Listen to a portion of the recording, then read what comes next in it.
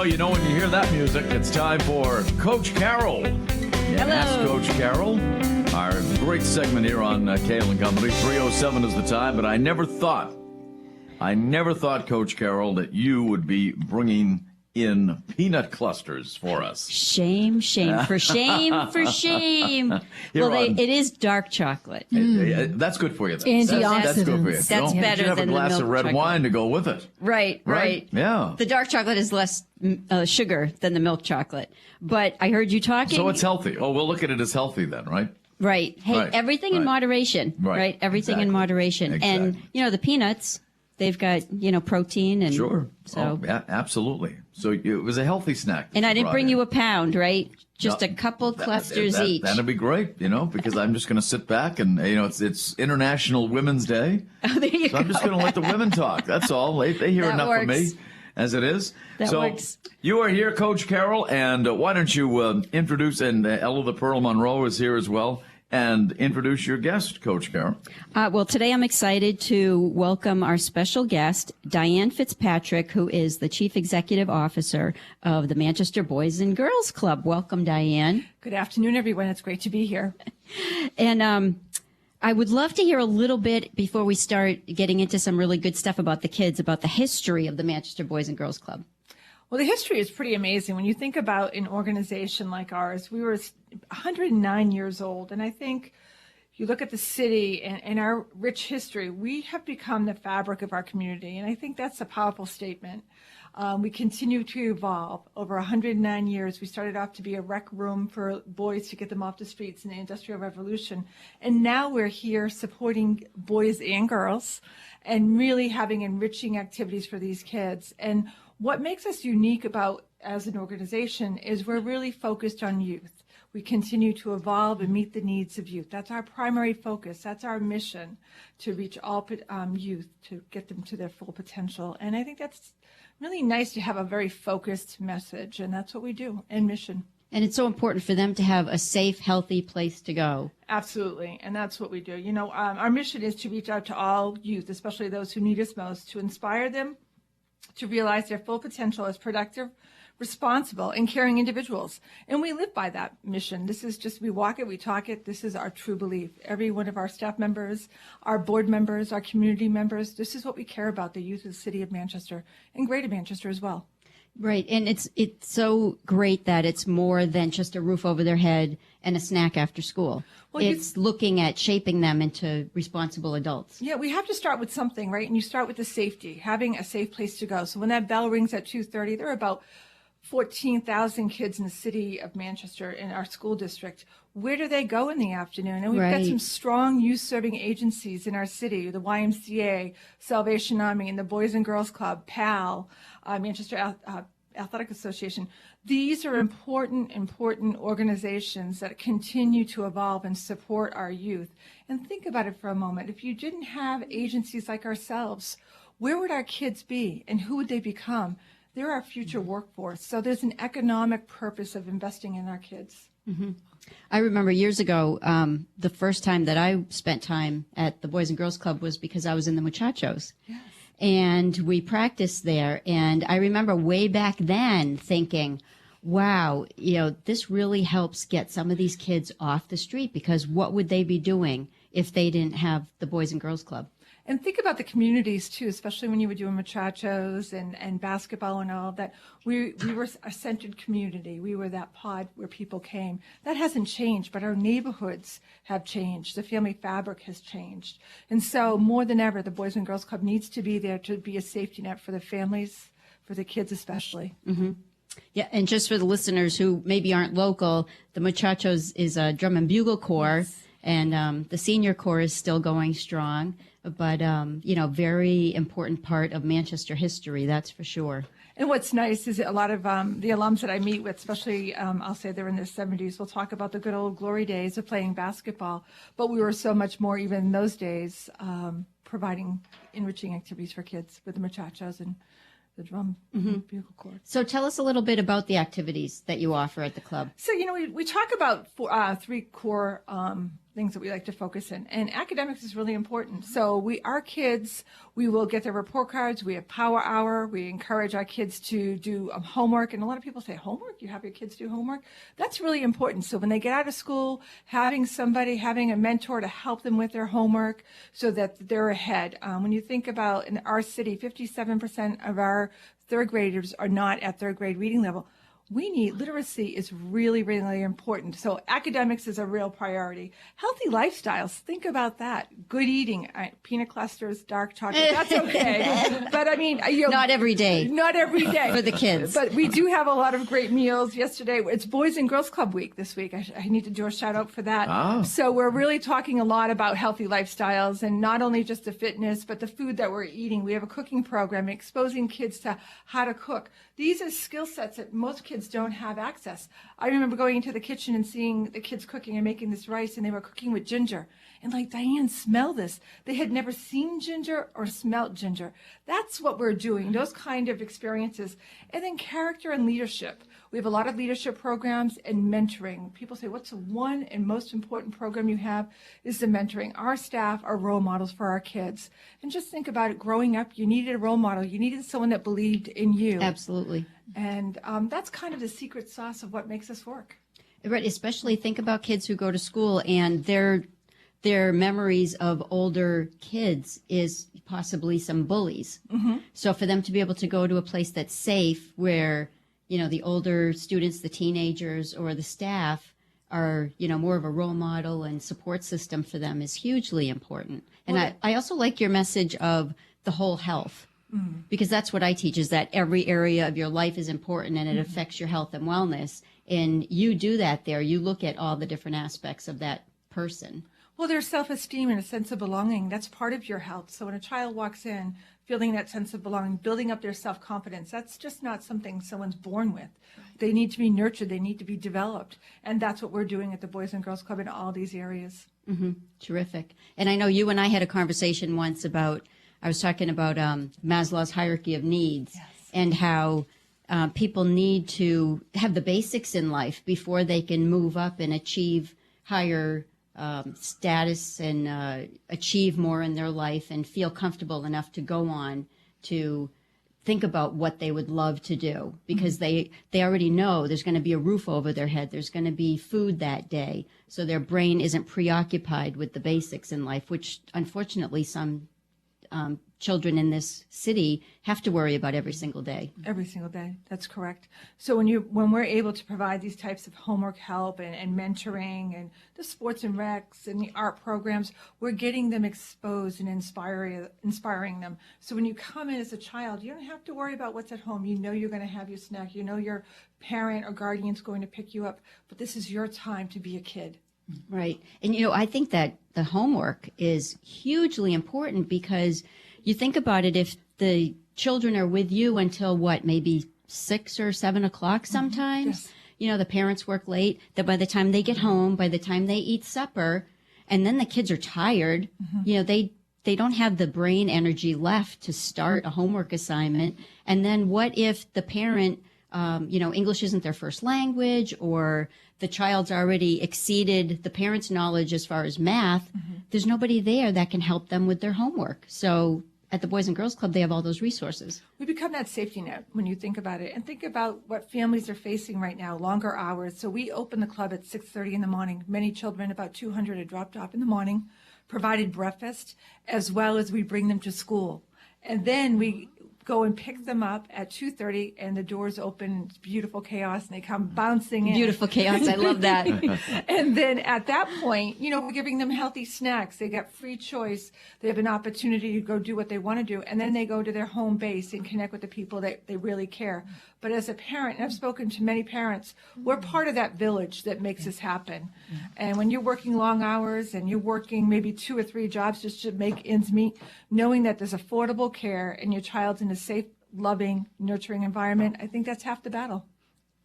Right. And the statistics are unbelievable. They really are. I mean, over 8,000 children receive public assistance. Is that just in the Manchester area? That's in Manchester. Those are facts from the Manchester area. And when you think about 71.5% of our current members are living at low or moderate incomes.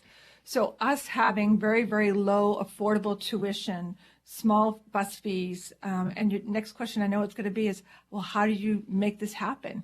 By the generosity of our community, because when you think about a family that might have 5 or 6 children that need a safe place for their children because they're working and maybe only making $7, $8, $10 an hour, how do you afford rent? How do you afford all of this?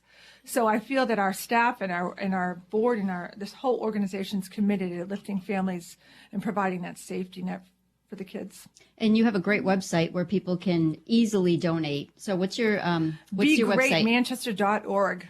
BeGreatManchester.org. Yes. And I've donated on that site. It's very user friendly. And you also have a new gym floor campaign going. Tell us about that. Well, first, Carol, I want to say thank you for donating to the gym floor. I greatly appreciate that. You're welcome. We started this campaign last summer. We started talking about it. The gym floor, we did a capital campaign in about 2006, and we created this beautiful, beautiful building. You've had a tour in it, Carol. And we thought, goodness, this is great. We're going to grow into this building while we're over capacity. We've got more kids than ever, and it's a great problem to have. But our gym floor, we didn't have enough money to renovate it. And we're talking the hardwood floor. This is the heartbeat of our club. When you think about sport activities, fun, awards nights, this is what all of that happens right in our gymnasium. So we thought, wouldn't it be great to get our alumni? There are so many people I bump into and say, oh, I played basketball at the club, or I did muchachos at the club, and I was youth of the year in 1966. I want to bring people back to the club. This is your club. We're part of a community, and tell us your stories for the next generation. So we created this Alumni and Friends campaign. We kicked it off at our Hall of Fame, where we honored some amazing people at the Hall of Fame: Steve McMahon, Stan Spiro, Tom Bullock, and Bo. So just having this opportunity to celebrate people was great. But then the surrounding people were like, let's just do this campaign. So we started the campaign, and WZID was involved, and Hannaford's is involved, and the city's been involved, and the kids have been involved. We have a jar at the front desk, and kids are putting quarters and nickels and dimes. So again, our goal was to bring people home and get people connected back to the club. And that's wonderful to have the kids involved, because then, after the new floor is there, they're going to, have a sense of belonging and ownership of that, which is terrific. Well, I look at philanthropy as the art of giving oneself talents. And, when you give somebody something, doesn't it feel good? Oh, absolutely. And being part of something bigger than yourself. Right. A big part of wellness. And then it is. They can stop. And, when we're giving, we're not focusing on our own problems all the time. And for some of those kids, that's so important for them to have a break in the day mentally from their own issues. So terrific. Right. Tell us a little bit about your Keystone, Gemstone, and Torch clubs. So when we think about leadership, our kids getting exposed to leadership programs, doing activities that are going to build their self-esteem. I'll give you an example. We have one group called 603 Literacy, and these young girls and boys are learning how to write short stories. And then at the end of the season, it's published, and now they're publishers and they have a book. So these are the small examples of how our leadership programs are really developing our young people. Our Keystone does fundraising. It's do a lot of activities for college preparation, job preparation, but it's truly about the youth of the year, really getting our kids ready for leadership roles. So every year we have a youth of the year, young man and male, and it's a lot of work, but really getting out there. Why? Giving them public speaking examples, getting involved, community service, and all that. So really developing their leadership skills at a senior level. And then from that point on, they go on to states. So it's just small little examples to give our kids connections for their leadership skills and activities of being connected to something. It goes back to being a sense of belonging. That's terrific. And tell us a little bit about your satellite locations. Yeah, I think how those work. Yeah, sometimes we forget about the satellite programs. We have 2 satellite programs, one at Highland Goss Falls and one at Jewett Street School. I was recently talking to a parent about it, and you know what she said she loved about the satellite locations? It's in her community. So on the way home, she can zip by and pick up her child, knows the staff, knows that homework's done, and feels a sense of connection. And, not trying to go downtown, it's in her community. So that community neighborhood, all the neighborhood kids go there. So I really see a sense of community in our satellite locations. Then our summer program, sometimes people think that the Boys and Girls Club is just a school year program, but we're so much more than that. Talking about the holistic approach, we also have a summer program, Boys and Girls Club at Camp Foster in Bedford, and we have about 23 acres out there. And when I talk about rustic camp experience, it is rustic. Our kids are out there catching frogs and not snapping turtles, but turtles, I guess. There's, capture the flag, there's face painting, there's arts, there's theater. It's just an amazing place where kids can be outside and enjoying the beautiful weather like today. And think about how many kids don't have a park to play in or the opportunity to get outside and do these kinds of activities. Right. And the brain needs nature. The brain needs to see trees and smell fresh air and not be just surrounded by buildings all the time. Exactly. Diane Fitzpatrick is with us, and we're talking about the Manchester Boys and Girls Club today. And she is the CEO of the Manchester Boys and Girls Club. And Carol Phillips, Coach Carol, is with us as well. And if you have any questions, you can give us a call. 1-866-823-1077 is our number. Yep. Call in and ask questions about the Manchester Boys and Girls Club, which is located at 555 Union Street. The phone number there is 625-5031. So, Diane, walk us through a day in the life of a club kid during the school year and in the summer.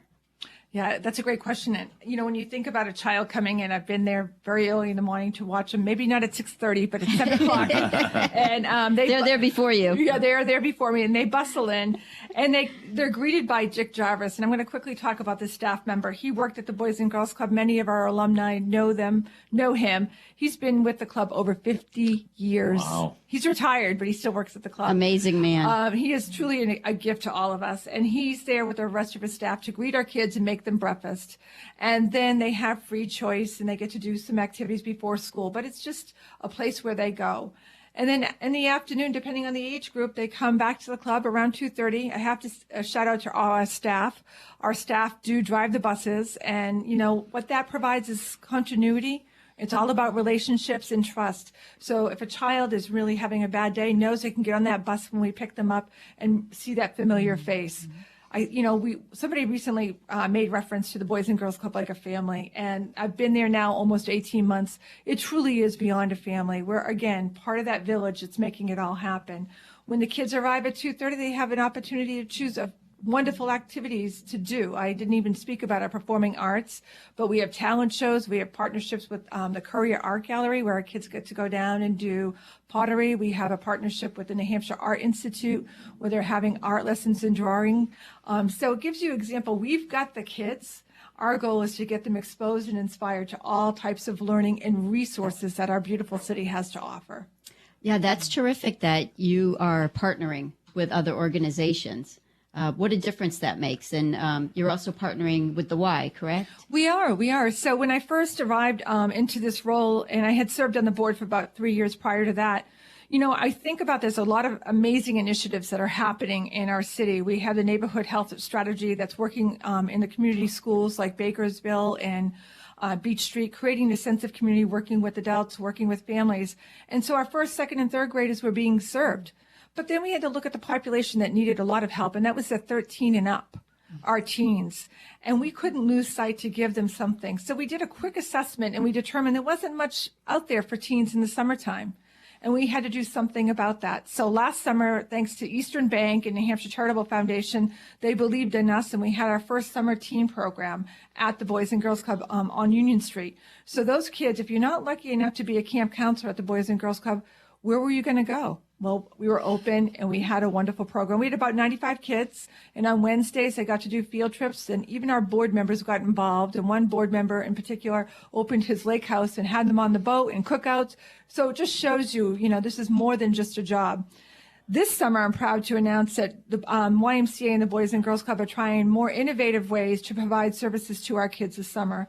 We're hoping to create a middle school program that will be held at the Boys and Girls Club called a Power Scholar program, where we'll be giving about 55 middle school is an opportunity to do summer enriching programs through literacy, math, and a lot of other fun activities as well. Our teen program will be open 2 to 8, Monday through Friday. I think that's really important when you think about that time. Last year we were open 12 to 4:30. Well, 4:30, where does a teen go? Right. So keeping our doors open, I'm really pleased that we're going to do that this summer. We've got amazing staff, really eager to create some strong programs. And then again, looking to community partners to get our kids involved. There's got to be opportunities for them to learn about radio. There's got to be opportunities for them to learn how to bag groceries at Market Basket. Let's get our kids, this is our future. Let's get them involved and connected and build up their self-esteem. So I'm really excited about our summer teen program that we'll be launching this summer. That's so important. So when they're finishing high school, they have a firsthand knowledge of options that they have.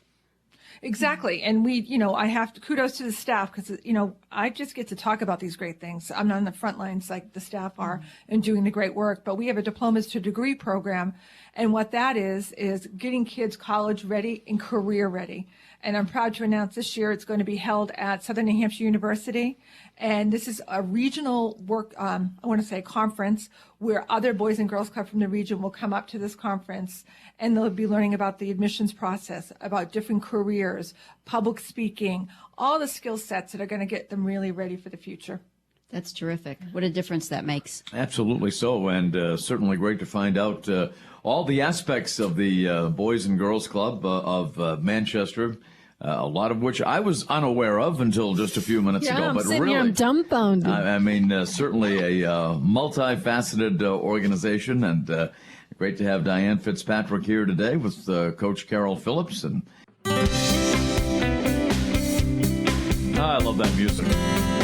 I do Makes have you it boogie. now. Yeah, it does. It does. I do have it on a continuous loop in my car now. 24/7. Yeah, so there you go.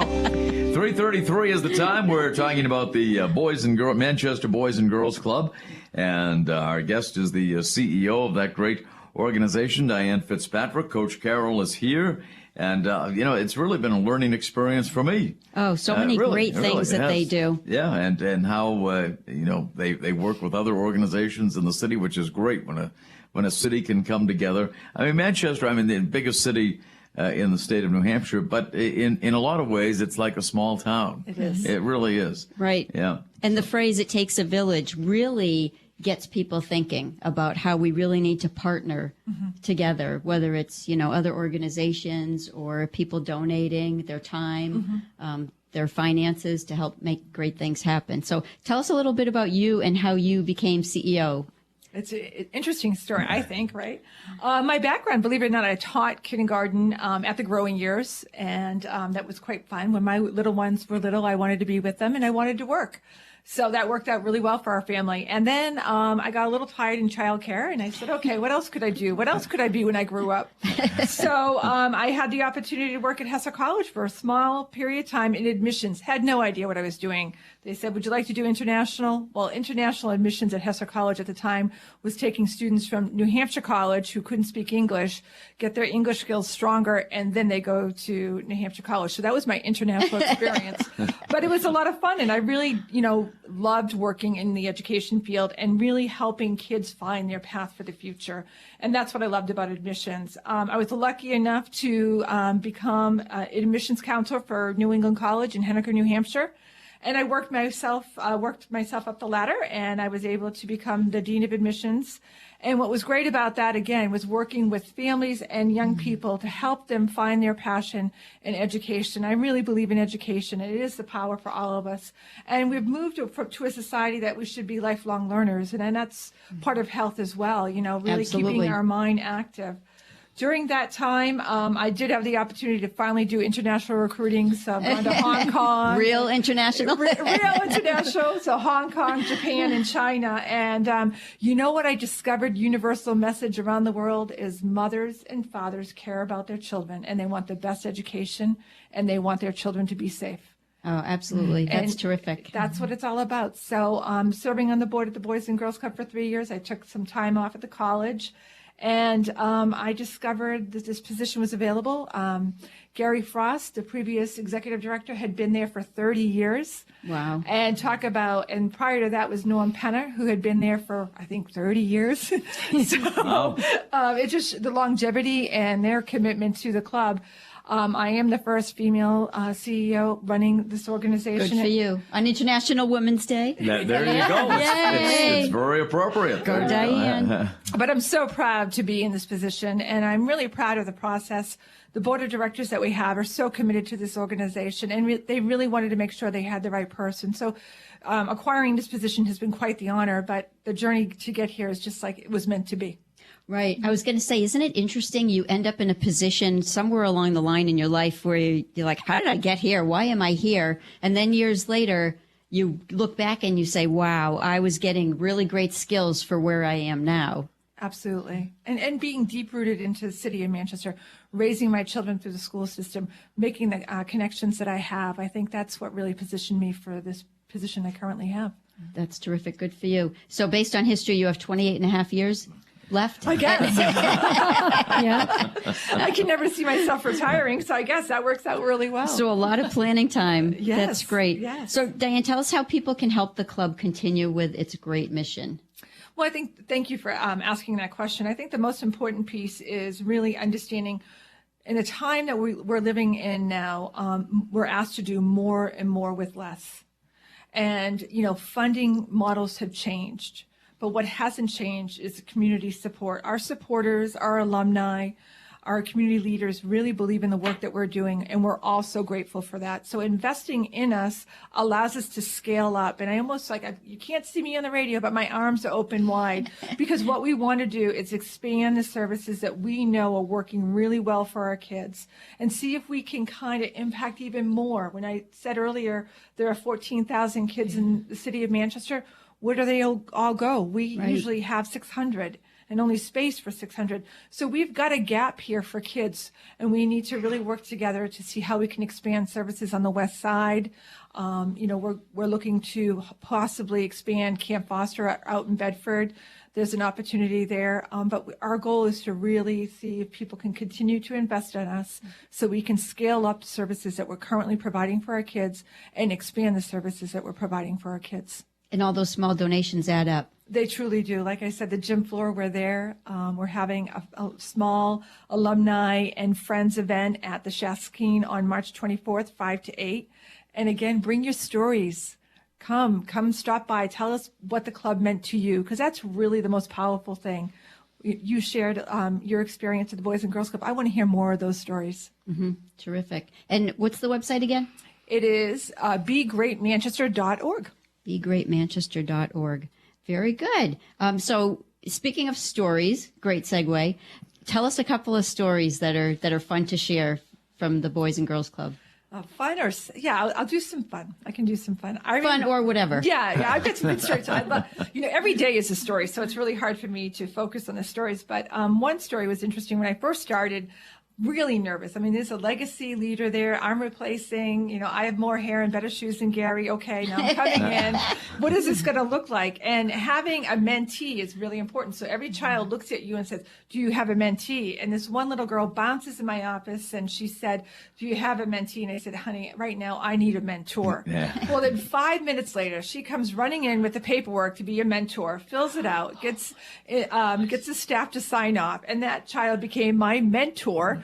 Every single day, popped in and told me about her day, and I told her about my day.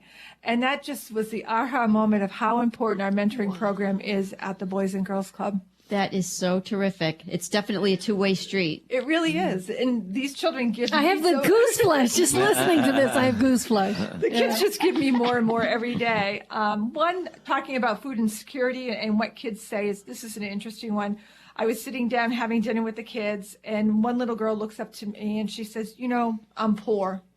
And I didn't know how to react.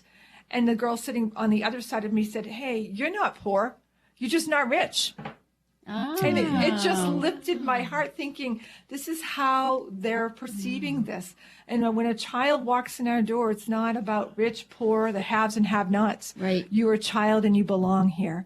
And that's the message we really need to drive home, is Right. there are kids. The Boys and Girls Club are our kids. Right. Kids that go to Salvation Army are our kids. Our school kids that are in the school system are our kids. We need to get back to our community worrying about all kids. So it's easy to joke that, well, she had a lesson in learning that she's in the 99%. Yeah. But that really is important because when kids are young, they have their insecurities and whatever troubles they go through, and then they start labeling themselves. They do. And that affects, their do. level of happiness and wellness. And wow. And we really try to get involved. And I go back, I have to keep doing a shout out to our staff and our board. We had one night, we brought our Keystone and our Leader program to the 99 restaurant. They're a big supporter in the month of October. It's the Boys and Girls Club month at the 99 restaurant. And what's great about that is our board members volunteered to bring our teens to dinner. Well, what we discovered, some of these teens had not been to a restaurant, were really insecure of ordering food, didn't know what to order. I had the joy of sitting with Tatiana, and she sat with me and she started ordering. Well, let me tell you, the fisherman's platter was bigger than her. And she started to eat it up, and then she stopped eating, and everybody else is eating. And I said, Tatiana, you can take that home. So you know what I'd like to do is bag it for my mom and my aunt because they cook for me and they don't get to go out to dinner. Well, when these things happen, I get a little choked up. I'm like, well, why don't you order us some dessert? Let's get some dessert out here. And she did. She brought it home for her mom and her aunt. Wow. So these kids are amazing. They teach you lessons. When you're having a really rough day or you think there's a lot of pressure out there, and then you meet these kids and they just honestly lift your heart. So you were asking, how can the community get involved? Go to our website. There are volunteer opportunities. There's always ways that we love to have the community get connected. That's terrific. And give us some examples of the children working together at the club, the different age groups. Yeah, well, we have the first, second, and third graders, and that's a group of children that, there's a lot of nurturing that needs to happen, right? There's high need, but you can see these children working together. You can see these children developing strong bonds. We have a lot of children that have learning disabilities at the club, but what I find, I don't see the disability, and their friends don't either. So they're out there, they're helping, they're communicating, and I think that's the magic of being a child. There's an acceptance to it. So in each age group, I see that. I find the middle schoolers are a little bit more rambunctious, and we need a lot more patience, and we really need to make sure they're really active because their energy level and they're growing as human beings and their thought process. So that's where volunteers and our staff, I find, that put a lot of energy in with that age group. Middle school is hard. Oh, it's very hard. I worked in a middle school for a year, and I felt like 100 years older by the time summer came. Those teachers are amazing who survived the middle school years. Yeah, kudos to them. They really are amazing. And they need to move. They need to move physically. And there's so much anxiety at the middle school level. There really is. Unfortunately, right now, the highest population of anti-anxiety drugs is middle school. Oh, I didn't know that. Which is unbelievable. Yeah, that is, and sad. And I think part of it is they need to eat healthier. They need to physically move more. There's too much time during the week where they have to sit still. So they're just, edgy. And the body needs to move. The brain needs to get that stimulation. And so, yeah, growing years. And the kids coming to the club get that opportunity to get out there, and especially on a day like this, play soccer, play basketball, performing arts, dancing, Zumba, you name it, they're doing it. Yeah, that's great. You have that wide variety. We do. And I think when we did the capital campaign, it was really important to expand the resources so the kids would be exposed to all areas of art. We have a digital art lab. They're up there doing the Lego League. They're creating. They're doing programming. So again, a lot more than just what it used to be, right? We're constantly evolving. And I would recommend if people wanted a tour to give us a call, check out our website. We'd be happy to give tours too. Terrific. The thing of it is, too, we were talking about this with John Clayton last hour because the Milliard Museum is going to have a big presentation about immigrants coming to Manchester. And Manchester is such a melting pot. It really is. Right. I know over 80 languages are spoken at Central High School. Yes. And, I think it's terrific for these youngsters in Manchester. I know both of my daughters went to Central. And to be able to interact with people of all races and creeds is terrific. And I think it's really been beneficial to them. And I know that happens at Central. It happens at the Boys and Girls Club as well. And I think that's an important aspect of their lives going forward. Oh, Yeah. it absolutely is. Yeah. I mean, it is that melting pot you talk about. And think about in this, the 60s and 70s, we had the French, we had the Greek populations, Irish, they were all, it's the same. It's, the history is repeating itself. We just have more of ethnicity into our club, which is creating a more richer environment. So I think it's exciting. Right. And, it's not that long ago. My great-grandparents, I had one set of great-grandparents came over from Germany, another one came over from Ireland, and another set from Canada. So there's a lot of melting going on in Manchester, Yeah, that's for sure. No question. I never knew you were a muchacho, though. That's you find out something new. I was for a short amount of time, a couple years, but it was terrific. And man, you want to talk about keeping kids busy. That summer, we were always either at practice, doing a competition, or doing a parade, traveling everywhere, and tons of hours practicing at the Boys and Girls Club. You were engaged, and that's. What did you play, Carol? I started out with the American flag, and then I switched to color guard. Oh, there you go. Okay. Very good. Outstanding. Well, we're going to take a short break, and we'll be back to wrap things up on Ask Coach Carroll. And we're speaking with Diane Fitzpatrick today, the CEO of the Manchester Boys and Girls Club, with Coach Carroll Phillips. 3:51 is the time. It's been a fun hour learning about the Manchester Boys and Girls Club with its CEO, Diane Fitzpatrick, on Ask Coach Carroll here on the Pulse. So we only have a few minutes left before we have to wrap it up for the hour. So I guess, Diane, anything else you would like to add about the Manchester Boys and Girls Club?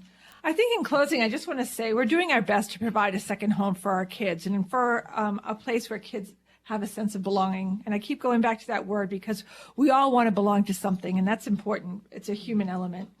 And children in the city of Manchester deserve a safe place to be. So we're all committed to making sure that our kids have safe, enriching activities. And if we work together in our community, we can provide that. So my dream and my hope in year 2025 is that every teen that graduates from Central and our high schools, we'll use Memorial and West High School, our teens will be staying here in New Hampshire, participating in the workforce, giving back, and we'll have another generation of club kids. That's terrific. And, that sense of belonging, it doesn't matter where they're from, their income level at home, Right. Whatever. Everybody needs that sense of belonging, and they need to have a place where they feel safe. And parents knowing there's a safety net. They're not doing this alone, that, the Boys and Girls Club of Manchester is there for their children and providing quality programming so they can do the job and provide the best they can for their kids. That's another huge piece, is the parents can focus on what they need to focus on while their children are being taken care of. That's so huge. Yeah, it is. So thank you. You're welcome. Thank you so much for joining us today. And tell us your website one more time. BeGreatManchester.org. Okay. And the phone number at the Manchester Boys and Girls Club is 625-5031. And I have a closing quote for today. All right. In honor of Nancy Reagan's passing, a quote by Ronald Reagan: "We can't help everyone, but everyone can help someone," which is perfect for our visit today with Diane. Thank you so much for being here. Thank you, everyone. I really appreciate this opportunity. Great to have you with us, and great to find out more about the Manchester Boys and Girls Club on Union Street 550 Union Street, and the satellite locations, and the summer program. I mean, when you have a day like today, you start thinking a little bit more about summer. And can people get more information on that through your website? All our information's on the website, Okay. but I would encourage you, if you ever want to go and visit the club. Yeah. And maybe we do have a radio station at the club. I didn't talk about that, but really? I think it would Really? be really cool to have you there and talk to our kids about the future of being a DJ. There you go, Ken. Having a radio show. Anytime. I like to know about my future sometimes. There you go. 555 Union Street. Correct? Exactly, Okay. yes. Yeah. Very good. Outstanding. All right, Diane, thank you. And Coach Carroll?